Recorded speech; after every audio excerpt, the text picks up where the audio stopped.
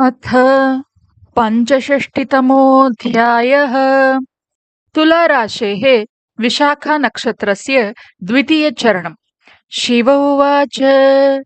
विष्णुकाञ्च्या महादेवी ब्राह्मणो वेदपारगः आत्माचाररतः शान्तो विष्णुभक्तिपरायणः लाञ्छितो विष्णुचक्रेण स विप्रो वै वराणने न वेदः पाठ्यते तेन न विप्रं स्पृशते क्वचित् द्विजानां स्मार्तवृत्तीनां विद्वेषं च करोति सः शिवभक्तिरतानां च नाभिवादनमाचरेत्।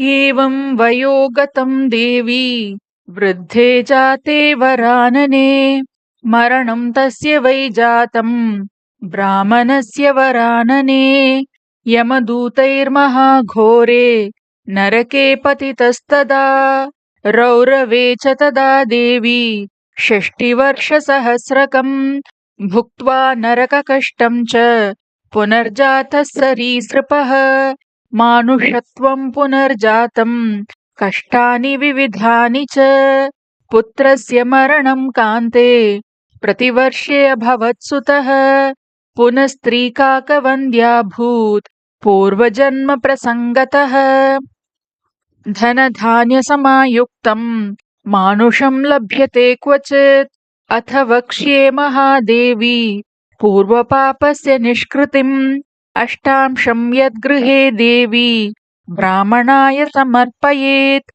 गायत्री जातवेदाभ्यां दशायुतजपं ततः कूष्माण्डं नारिकेलं च पञ्चरत्नसमन्वितम् गङ्गामध्ये प्रदातव्यं पूर्वपापविशुद्धये निष्कत्रयसुवर्णस्य कमलं निर्मितं शुभं दद्याद्वेदविदे देवी ब्राह्मणाय शुभार्थिने एवं कृते भवे देवी पूर्वपापविशुद्धता पुत्रं चैव लभे देवी चिरञ्जीविनमुत्तमम् व्याधयः प्रशमं यान्ति ज्वरा सर्वे तथाविधाः काकवन्ध्या लभेत् पुत्रं चिरञ्जीविनमुत्तमम् इति पञ्चषष्टितमोऽध्यायः।